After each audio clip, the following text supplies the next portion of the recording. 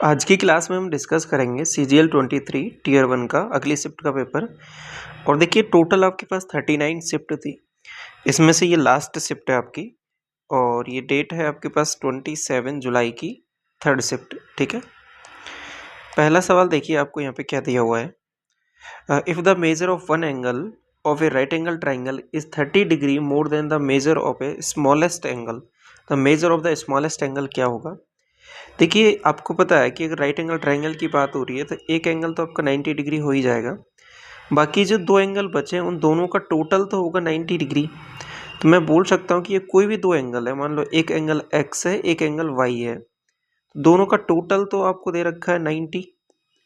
और एक और कंडीशन दे रखी है कि जो एक एंगल है ना छोटा वाला, मान लो कोई सा भी एंगल माना आपने x है वो छोटा एंगल है y से, तो छोटा जो एंगल है वो 30 डिग्री जो measure of the right angle triangle 30 degree more than the measure of the smallest angle. तो ये y जो है ये आपके पास कहीं ना कहीं x से 30 डिग्री ज़्यादा है। तो सीधा सीधा आप यहाँ पे वैल्यूज पुट करोगे तो आप कहोगे कि x की जगह तो x, y की जगह आप x प्लस 30 पुट करोगे इक्वल टू 90। तो 2x बराबर 60, तो x की वैल्यू यहाँ से 30 डिग्री निकल के आ रही है, यानी जो स्मॉलेस्ट एंगल है वो 30 डिग्री आ जाएगा। अब ये सब चीज़ें आप डायरेक्ट भी सोच के बोल सकते हो सीधा सीधा। आपको पता है कि जब एक एंगल 90 डिग्री है तो 30 60 90 एक ये पेयर होता है, काफ़ी बार यूज़ होता है। आपको कि इसमें वैल्यूज दोनों का डिफरेंस दोगे, यहाँ पे 30 डिग्री आ रहा है तो सीधा सीधा 30 डिग्री आप बिना कुछ सॉल्व किए भी ऐसे बता सकते हो। बाकी जो बेसिक से करोगे तो वो आपका ये तरीका हो जाएगा इसका करने का। क्वेश्चन सेकंड बोल रहा है कि how many of the following numbers are divisible by 3 not by 9। तो डिजिट सम हमको करके देखना है, जो डिजिट सम है वो 3 से तो डिविजिबल होना चाहिए, 9 से नहीं होना चाहिए।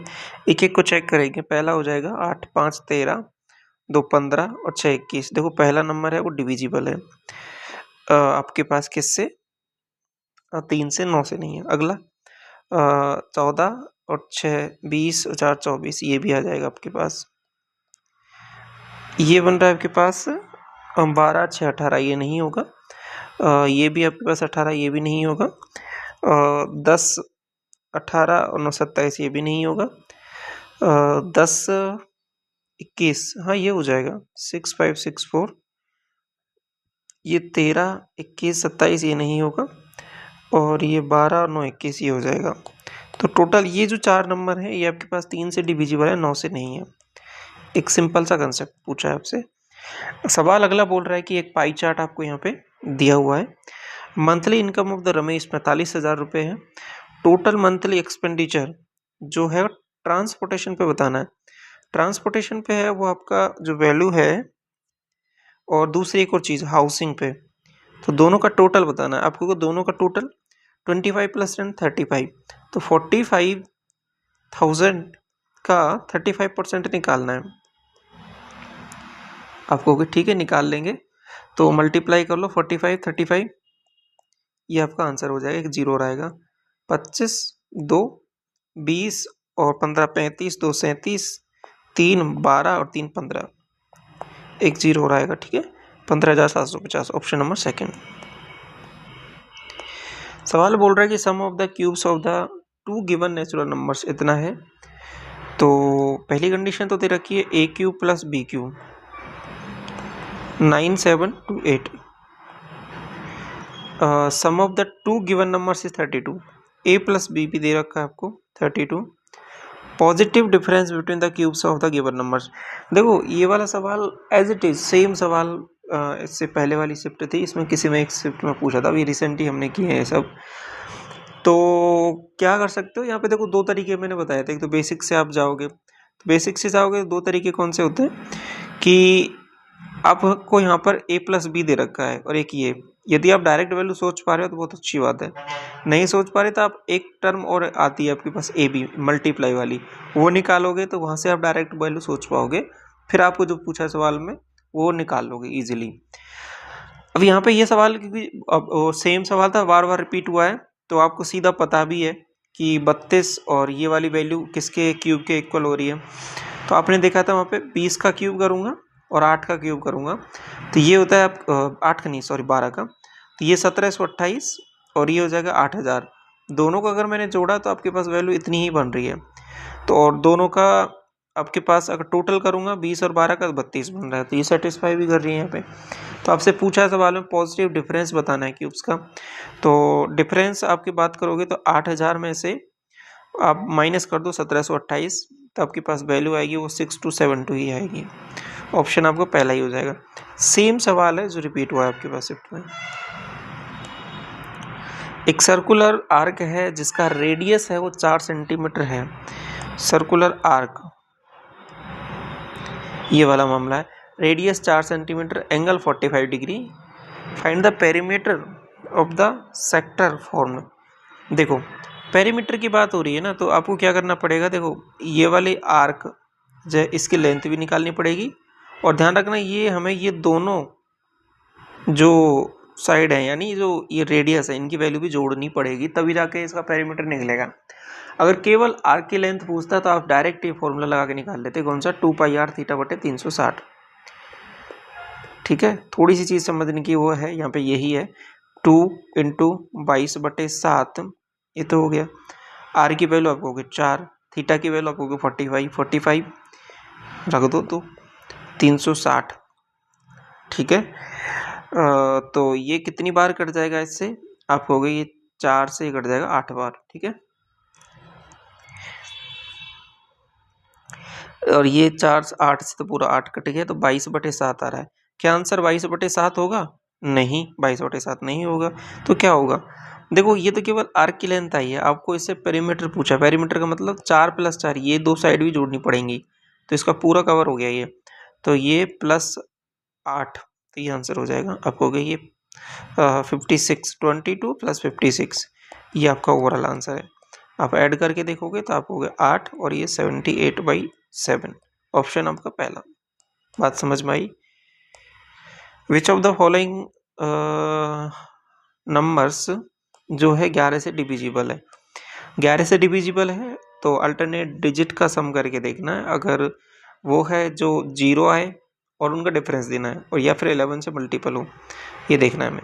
तो देखा अल्टरनेट डिजिट का सम 8 3 11 1 12 और 6 1 7, दोनों का डिफरेंस आपको 5 आ रहा है, तो पहला नहीं होगा। 8 से 14 1 15 और 3 1 4, दोनों का डिफरेंस 11 आ रहा है, ये नंबर डिविजिबल है। तो आपको कौन सा बताना है, एक ही नंबर बताना है, तो ये डिविजिबल है तो आप डायरेक्ट आगे बढ़ जाओ, आगे बाकी चेक भी करो मत करो। ठीक है, सवाल बोल रहा था curve surface area of A right circular cylinder जिसका हाइट दे रखा है आपको 56 सेंटीमीटर, और देखो कर्व सरफेस एरिया बात हो रही है तो आपको 2πRh मतलब 22/7, आर आपको हो गए पता नहीं है, एच आपको हो गए 56 है, और ये है जो आपके पास 1408 इतना दे रखा है। आपको काट लिया मैंने 7 से, ये 8 बार कट जाएगा। आपको हो गए कि ये जो है 11 से भी कट रहा है, देखो ध्यान से देखोगे तो इसको 11 दूना 22 और 11 3 11 से पहले एक बार जाएगा, 3 11 दूना 22 और 8 बार, यहाँ तक सब कुछ ठीक है। 8 दूनी 16 और 16 दूना 32, तो सब कुछ काटा मैंने इसको, 32 से ये 4 बार कट रहा है, तो आर की वैल्यू जो निकल के आ रही है आपके पास 4 निकल के आ रही है। अब 4 क्या है, 4 सेंटीमीटर है। आपको डायमीटर बताना है, तो डायमीटर क्या हो जाएगा, डायमीटर आपको हो गए 8 सेंटीमीटर, लेकिन मीटर में दे रखा है सब कुछ, तो डिवाइड बाई 100, 0.08 मीटर। कौन सा है जो करेक्ट है about triangle, the sum of the two sides में be equal to third side. देखो ट्राइंगल फॉर्म करने के लिए कंडीशन यही होती है कि किन्हीं भी दो साइड का टोटल है ना वो हमेशा ज़्यादा होता है तीसरी साइड से। अगर बराबर हो जाएगा तो एक ही लाइन पे हो जाएंगे वो, तो तीनों पॉइंट कोलिनियर हो जाएंगे, तो ट्राइंगल बनेगा ही नहीं। तो यही कंडीशन है, तो sum of the two sides is always greater than the third side. ठीक है, क्वेश्चन नंबर 9 बोल रहा है आपसे कि सारा can finish A work in 18 days. ठीक है, तो ये आपके पास सारा है जो 18 डेज कर सकती है, तारा है वो 15 दिन में, ये तारा 15 दिन में, दो ही लोग हैं तो टोटल वर्क मैंने मान लिया दोनों का LCM 90, यहाँ से 5 और यहाँ से 6, ये इनकी एफिशिएंसी आ गई। तारा ने काम किया 10 दिन तक, फिर काम को छोड़ दिया। 10 दिन तक तारा कितना काम कर देगी? 10 × 6 60 काम हो गया। 60 काम हो चुका है, माइनस कर दो आपको कि बाकी काम कितना बचा हुआ है, आपको कि बाकी काम 30 बचा हुआ है। इसको सारा कितने दिन में कंप्लीट करेगी? आपको कि 5 की एफिशिएंसी से 6 दिन में काम कंप्लीट। क्वेश्चन नंबर 10 बोल रहा है आपसे ये वैल्यू दे रखी है 6 के इक्वल और x इज ग्रेटर देन 1, इसकी वैल्यू निकालनी है। देखो यहाँ पे ये जो कंडीशन दे रखी होती है ना, ये बहुत इंपॉर्टेंट होती है। अगर आपको यहाँ पे ये उल्टा दिया होता है x इज लेस देन 1, तो यहाँ पे ये जो आंसर आ रहा है ना आपका, ये नेगेटिव में आ जाता। तो कंडीशन क्या दी हुई है, इसको बहुत ध्यान से पढ़ा करो, आपका सवाल का आंसर बदल जाएगा आपका। तो हमें ये चाहिए, तो इसके लिए हमें क्या करना पड़ेगा कि x प्लस 1/x चाहिए, जो कि सवाल में दिया हुआ है, और एक और चाहिए x माइनस 1/x। आप कहोगे कि ये निकाल लेता हूँ मैं, पहले इसको निकालने के लिए इसका स्क्वायर कर देता हूँ। इसका स्क्वायर किया x² प्लस 1/x²। देखो इसका निकालने का डायरेक्ट फॉर्मूला भी होता है एक, ठीक है, उससे भी कर सकते हो, वो भी मैंने कई बार डिस्कस किया था। क्या होता है कि p² माइनस q² बराबर 4। तो यहाँ से भी कर सकते हो आप, करना चाहो तो उससे भी चीज़ें हो जाएंगी। तो बाकी जो बेसिक है वो तो यही है। आपको इसमें कैसे रखें, p का मतलब पॉजिटिव वैल्यू होती है, p² मतलब ये 36 हो जाएगा, माइनस q² बराबर 4, तो q² बराबर 32। तो q की वैल्यू जो निकल के आएगी आपके पास 32 का अंडर रूट ले लेंगे, तो कितना बन रहा है, 32 को लिख लो 16 × 2, तो 4√2 आ रहा है। और q की वैल्यू पता लग गई है, मतलब 4√2 ये, और ये आपके पास 6 है, तो 24√2 आंसर हो जाएगा। बाकी बेसिक से अगर करना चाहोगे तो ये क्या होता है, इसका स्क्वायर किया मैंने, तो +2 बराबर ये 36। अब आपको चाहिए नेगेटिव वाली वैल्यू, आपको कि दोनों तरफ से 4 माइनस कर दो, तो x² प्लस 1/x² माइनस 2, इधर 2 बन जाएगा और इधर हो जाएगा 32। तो यहाँ से भी वही चीज़ें बन रही है, कैसे भी कर सकते हो आप। थर्ड प्रोपोर्शन, इसका थर्ड प्रोपोर्शन का मतलब अगर कोई दो वैल्यू a और b दे रखी है तो इसका थर्ड प्रोपोर्शन होता है b²/a। ये सारी वैल्यू जो हमने बहुत अच्छे से डिस्कस कर रखी हैं पहले से ही। 63 × 63/7, इसको 9 से काटा, यूनिट डिजिट 9 × 27, 7 आएगा आंसर आपका। 40 आदमी किसी काम को 30 दिन में कंप्लीट कर सकते हैं, तो 40 men can complete A work in 30 days। However 10 men left the group। Okay 10 लोगों ने काम को छोड़ा। How many days will group will take to complete the work। देखो 10 लोगों ने अगर काम को छोड़ दिया है तो अभी लोग रह गए आपके पास 30, ठीक है, तो कितने डेज लगेंगे, मैंने बोल दिया डी। सॉल्व कर लो, 30 से 30, m से m कट जाएगा, तो 40 दिन। और ये तो सवाल भी आसान था, 40 30 था, 10 लोगों ने छोड़ दिया 30, तो 30 40 हो जाएगा, ऐसे भी सोच सकते हो। कॉस्ट प्राइस है वो 28 ऑरेंज का है, 28 का CP, selling price of 24 oranges. ये कुछ मामला दे रखा है, ये क्या चीज़ देखिए, मैंने समझ में आ गया। 28 का CP बराबर 24 के SP के, तो CP से SP या SP से CP का रेशियो बता दो आप मुझे। आप कहोगे ठीक है बता देंगे, तो अच्छी बात है। तो ये 28 डिवाइड बाई 24, सॉल्व किया, 4 से और काट लो इसको 6 बार, और 4 से ये 7 बार, तो क्या बन रहा है ये, आप कहोगे ये तो बन रहा है कि 6 रुपये पर मुझे 1 रुपये का लाभ हो रहा है, तो 7 रुपये में बेच रहा हूँ, तो बेसिकली 6 रुपये पर मुझे 1 रुपये का लाभ हो रहा है, तो ये क्या हो रहा है, ये प्रॉफिट हो रहा है। प्रॉफिट हो रहा है तो 1/6 बन रहा है। 1/6 की परसेंटेज वैल्यूज क्या होती है, 16 से 2/3। डायरेक्ट ये टेबल में हमने याद कर रखी हैं सब चीज़ें।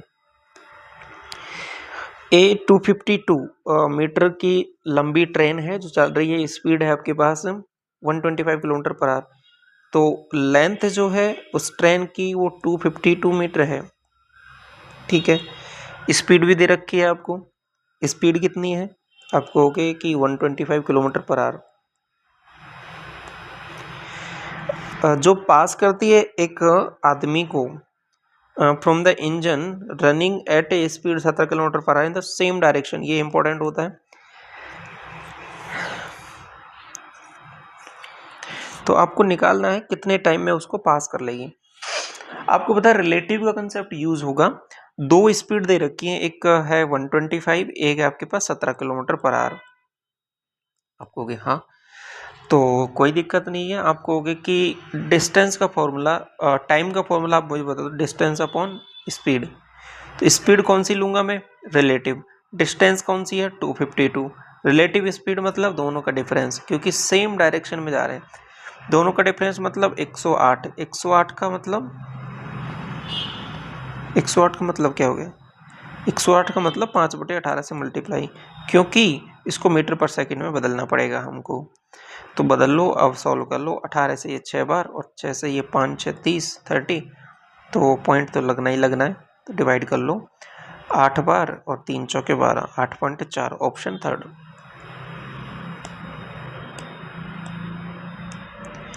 इसकी वैल्यू ये दे रखी है, तो आपको बताना है इसकी वैल्यू। आप कहोगे देखो इसको थोड़ा सा गौर से देखो, जैसा सवाल में आपको दिख रहा है वैसा कुछ करो। tan स्क्वायर थीटा जो है इसमें से मैंने कॉमन लिया, आपके पास बन रहा है tan square theta plus 1 equal to 1। ये क्या होता है? आपको ये sec स्क्वायर थीटा होता है।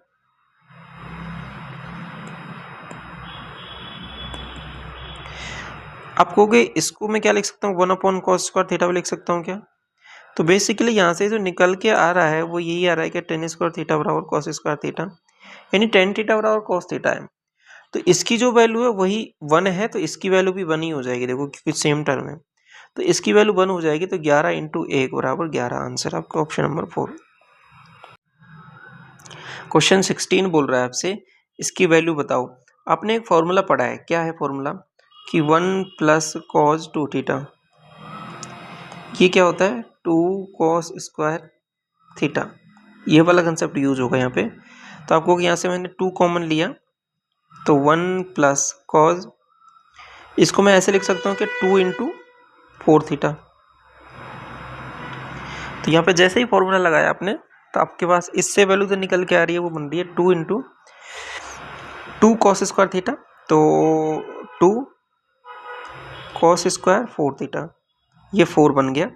तो ओवरऑल यहाँ से अंडर रूट सब लोगे आपके पास बाहर निकल के आएगा, इस पूरे से वो आ जाएगा आपके पास 2 कॉस 4 थीटा, ये वैल्यू। बात समझ में आई आपको? अब वही कंसेप्ट यहाँ पे दोबारा लगेगा, दोनों से 2 कॉमन लोगे तो ओवरऑल इससे बाहर निकल के आएगा, वो आपके पास आ जाएगा 2 कॉस 2 थीटा। अब यहाँ पे दोबारा आप वही चीज़ कॉमन लोगे 2, और यहाँ से इसको लिखोगे ओपन करके, तो ओवरऑल जो बाहर निकल के आएगा वो आपके पास आ जाएगा 2 कॉस थीटा। बात समझ में आ गई? फॉर्मूला इसमें 3 बार लगेगा और यही वाला फॉर्मूला लगने वाला है, ठीक है। पहले 8 था, तो यहाँ से 4 बना, 4 से आपके पास 2 बना, और 2 से आपके पास केवल थीटा बना। इसको सॉल्व करना है। सवाल में ये चीज़ दी हुई है कि फॉर्मूला कौन सा लगेगा? ए स्क्वायर माइनस बी स्क्वायर बराबर होता है ए प्लस बी और ए माइनस बी। तो वही चीज़ यहाँ पे यूज कर लो। आप कहोगे माइनस किया मैंने, 7 में से 2 गया 5, 5 पॉइंट आपके पास कितनी वैल्यू बनेगी? 5.10 ए प्लस बी और सॉरी ए माइनस बी, और ए प्लस बी क्या बनेगा? दोनों को जोड़ लो। आप कहोगे ये वाली वैल्यूज अगर मैंने जोड़ी तो 30, तो 9 पॉइंट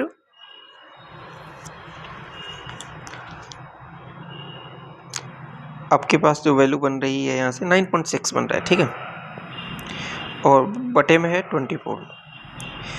तो ये पॉइंट एक, इस जीरो को तो हटाओ, ये 2 जीरो हट जाएंगी, पॉइंट हट जाएगा यहाँ से, 24 से 1 हट जाएगा आपके पास 4 बार, और 4 से मल्टीप्लाई करेंगे इसको 51, 102, 204।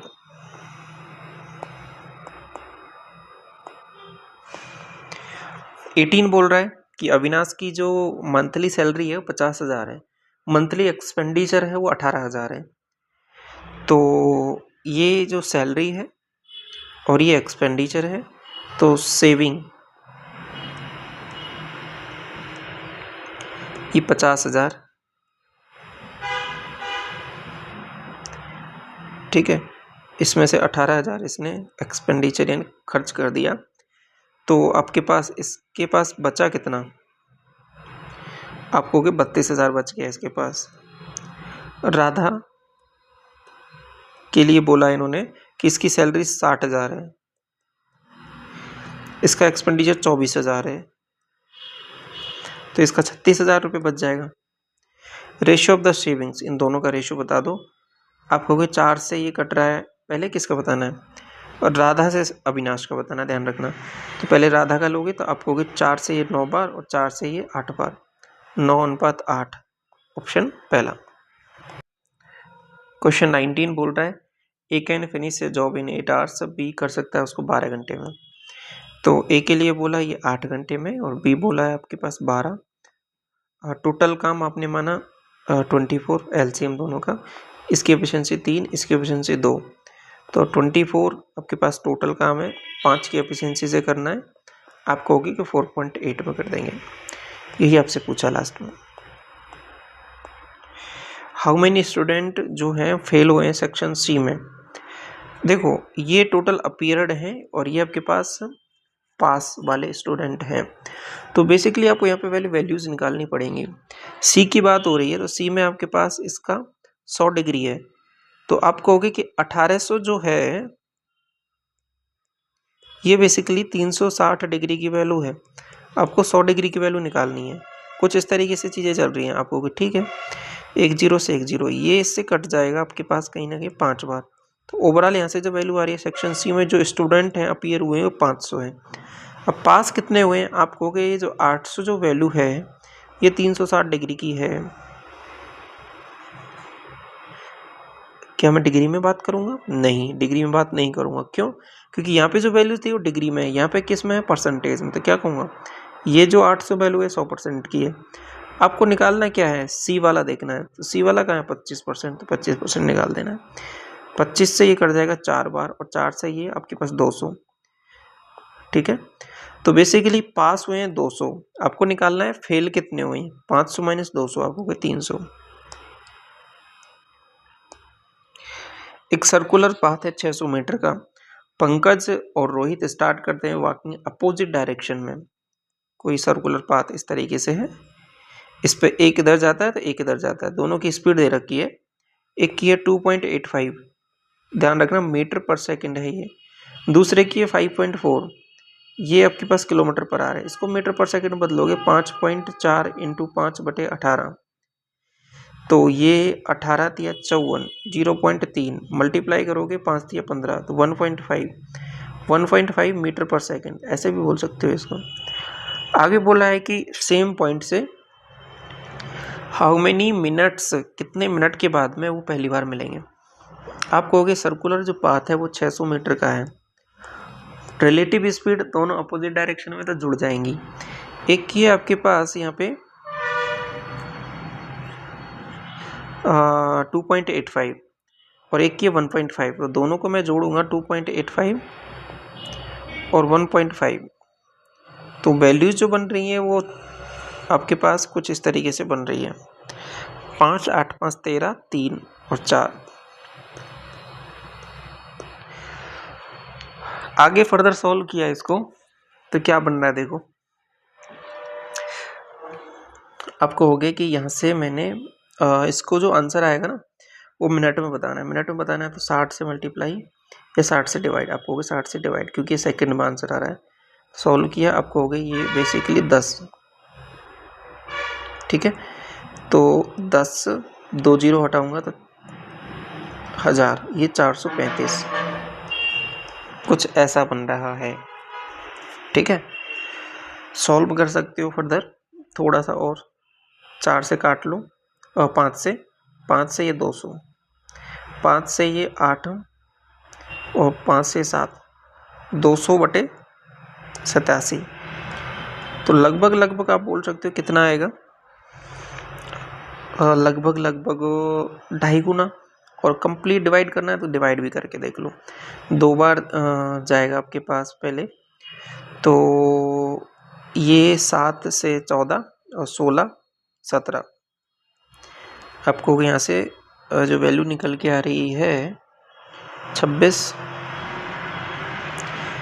0 3 बार जाएगा, ठीक है।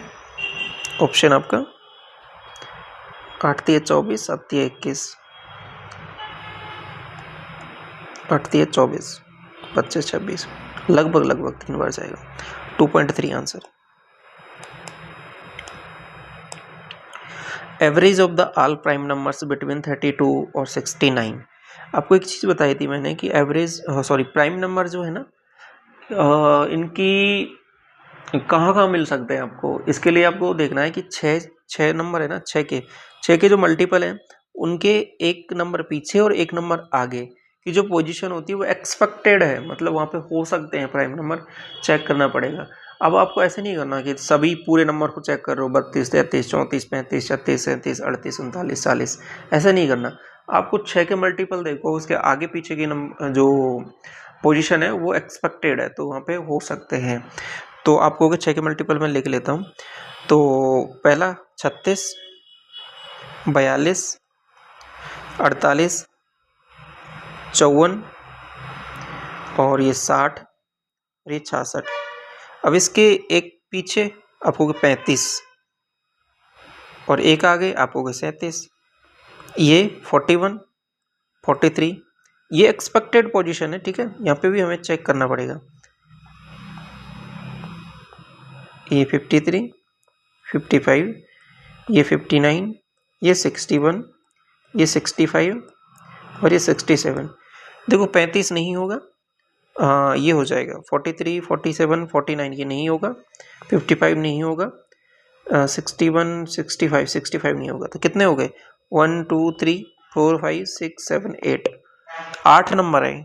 लेकिन आपसे पूछा नहीं है कि 8 होंगे कितने होंगे, आपसे पूछा है उनका एवरेज निकालना है। हाँ, तो क्या करें, आपको देखो एक तरीका तो है कि सबको जोड़ लो, डिवाइड बाई 8, ये एक तरीका है सिंपल सा, बहुत आसान सा। दूसरा तरीका क्या होता है, डेविएशन वाला। डेविएशन के लिए मैंने क्या माना, कुछ भी एवरेज मान लिया, मैंने कोई बीच की वैल्यू मान ली, मैंने जैसे 50 मान लिया एवरेज। अब इसका डेविएशन कितना आएगा, आपको ये वाली वैल्यू है 13 कम है, ये 9 कम है, ये 7 कम है और ये 3 कम है। यहाँ तक तो हो गया काम। यहाँ पे ये +3 है, ये +9 है, ये +11 है और ये +17 है। देख लो 9 9 3 3, ये हो रहा है आपके पास 20 और ये हो रहा है आपके पास कितना 29, तो 28, तो प्लस का 8 बन रहा है। और चूंकि ये 8 नंबर है तो डेविएशन को 8 से डिवाइड किया तो वो डेविएशन आ रहा है, वो प्लस का आ रहा है 1 डेविएशन। मतलब जो मैंने पहले 50 एवरेज माना था वो 50 नहीं होगा, उसमें +1 होगा। तो डेविएशन ओवरऑल +1 का है, तो ओवरऑल जो एवरेज आएगा वो 51 आ जाएगा। ये भी एक तरीका है डेविएशन से आपको एवरेज निकालने का, ठीक है। ये भी हम डिस्कस कर चुके हैं कई बार, तो आपको इसमें परेशानी नहीं होगी। साइन पी की वैल्यू बतानी है, तो यहाँ से देख लो पहले, आपको कि कॉट पी बराबर 24/7, ठीक है।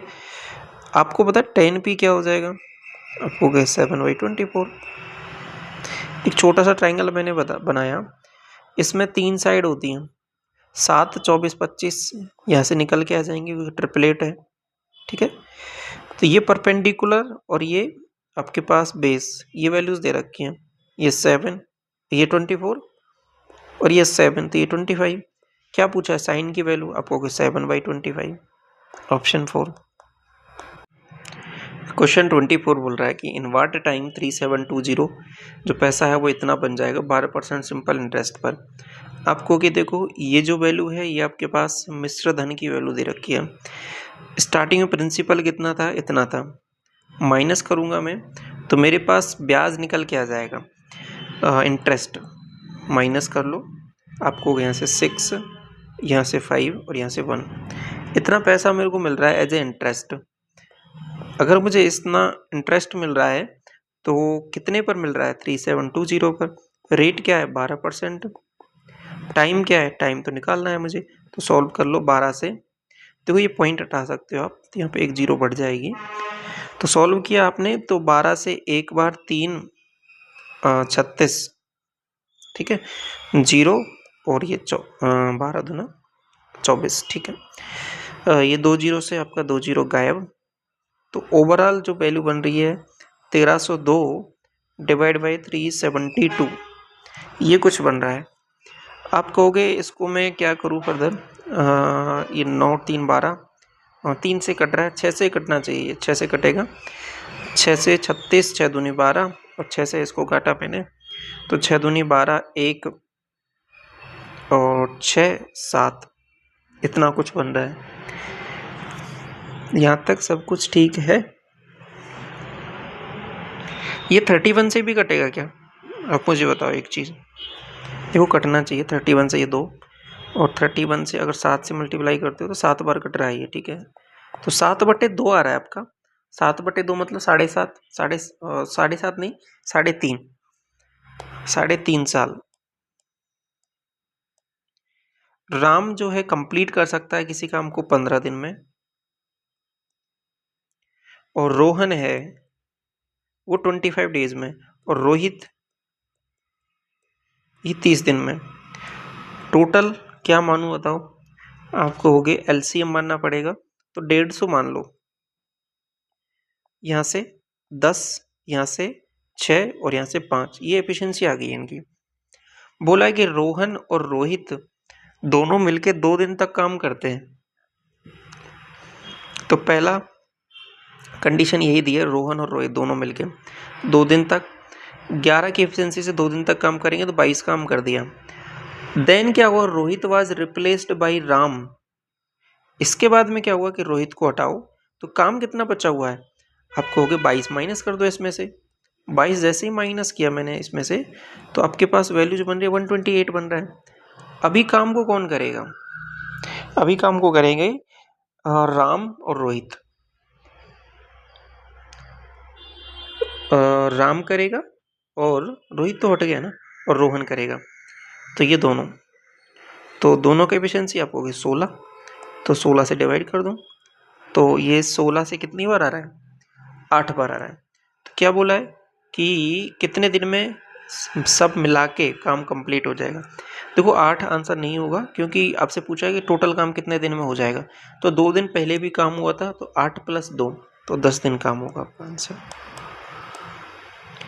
ये आपका टेलीग्राम चैनल है, इसको आप ज्वाइन कर लो, पीडीएफ्स आपको यहाँ पे सारी मिल जाएंगी, ठीक है। तो ये पूरे आज आपके जो शिफ्ट हैं इसमें टोटल 39 शिफ्ट, तो वो कवर होती हैं यहाँ पे, और इन सभी का एक प्लेलिस्ट बना दिया है चैनल पे, तो वहाँ से आप शिफ्ट वाइज भी सॉल्यूशन देख सकते हैं इन सभी के, ठीक है। तो इस क्लास को यहीं पे रखते हैं, थैंक यू सो मच।